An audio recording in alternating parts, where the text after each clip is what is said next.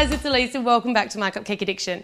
On today's episode, I'm showing you how to make an amazing rainbow checkerboard effect inside your cake. So on the outside, it's rather unassuming, and when you cut in, it is an absolute carnival of colour. Let's get started. I'm cheating a little bit today with a double batch of a packet mix. So I've just got the ingredients that my packet says I need to make up my cake batter. I've got some homemade buttercream frosting, and I'll link to my recipe down below. I've gone with packet cake mix today because we're going to be adding a fair amount of colour, and packet cake mix takes the colour a bit better. You'll need 6 bowls and a little bit of non-stick spray. I've got 2 circle cutters. I'll leave dimensions for those just down below in the description box. And I've also got a serrated edge knife, an offset spatula, a couple of spoons and a butter knife. You're going to need to make 6-inch round, 1-inch high layers. So I've got these little kind of weird layer pans, but you could just use a regular 6-inch pan. These just save me a bit of time. I've also got a 12-inch round cake board just for presentation. First up, I'm going to make the whole double batch of my cake mix because I've got those 6 little layer pans. If you're using one pan and baking 6 layers, I'd recommend making these batches one at a time so that you don't have one sitting for a particular long amount of time once you've added that colour. When it's all mixed, you want to divide it. I'm going to divide mine into 6 bowls, but if you've just made one batch, pop it into 3 bowls to begin with. And you can decide here how bright or how pastel you want your colours to be. I want really bright, so I'm adding a fair amount of food colouring to each of those and really making sure that it's mixed through thoroughly. I popped each of my different coloured batters into Ziploc bags, which just makes life a little bit easier.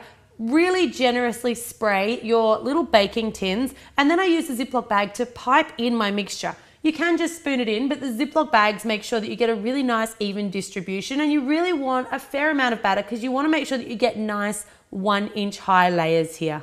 Flatten them off with the back of a spoon and then off into the oven they go. They're not going to take the full amount of cook time. Mine only took about 14 minutes for these short layers to bake. Repeat that with all of your colours and let all of your layers cool on a wire rack until they are completely cool. They can't even be a little bit warm here. With layer cakes, I like to pop mine into the freezer for about an hour or so they're actually a little bit firm to work with. I find that it stops them from crumbling when they're really freshly made. So now I'm just taking my serrated edge knife and I'm just cutting along sort of 3 at a time because I really want these to all be nice, even layers, and it's pretty important that they're all about the same height for our checkerboard effect to work. Once you've cut the tops off them all, flip them over, and you can see because of that non-stick spray, you've got a little bit of a brown bottom. So really thinly trim off any brown edges, any brown bottom that you can see there. So all you've got is gorgeous, vibrant color. Once they're all nicely trimmed, you want to take your red, orange and yellow, and I stack them on top of each other, and then I'm cutting around the edges, once again just getting rid of any brown and making them all nice and even. I've chosen to do my checkerboard with red, orange and yellow together, and then purple, green and blue together for my various layers. Once you've got all of your layers ready, you want to take your circle cutters. So you know the dimensions of mine from the tools and equipment down below, but you may need to adjust this a little bit if your cakes have come out slightly bigger or slightly smaller. I'm going to cut first a circle out of the middle and then a smaller circle out of the middle of that circle. So what you end up with is sort of 2 big hollow circles and 1 little round middle. Do that with all of your different cake layers, and then you're going to take a little bit of that white buttercream frosting. And I like it if your buttercream frosting is really nice and bright and white here. So if you're making it with butter like I do, add a little bit of white colouring or icing whitener to it so it's nice and crisp and white. A really thin layer of that buttercream around the inside edge of each of those cakes. Once again, great if they're a little bit frozen here because it makes them a lot sturdier to work on. Now you want to alternate your colours so that each of your layers has 1 of each of the 3 colours. So in your red outer ring, an orange middle ring, and then a yellow centre ring, and just switch them around. You want to make sure that you don't end up with 2 of the same colour in any one of your layers here. The buttercream frosting is going to help to fill in the gaps, and it's also going to stick them together nicely. By the time you finish here, you should have 3 of those orange, red, yellow layers, and you should also have 3 of your green, blue, purple layers. Clean up your bench, get yourself organised, and grab your presentation board. You want to take a nice generous amount of that buttercream frosting and smear it down on the board to sort of stick your cake in place. I'm going to start with one of those blue-green layers and down it goes, and then I'm going to put in a nice relatively even coat but not too thick of that white buttercream frosting. Make sure when you're frosting this that your frosting extends slightly out over the edges of your cake so you don't have as many gaps to fill in later. You want to lay your discs of cake kind of opposite here. So if you've got a bluish one, then you want to go with the reddish one, then a bluish one, then a reddish one, until you get to the top. When you're at the top, then you want to take some of your buttercream frosting and set it aside because it's going to get really crummy here.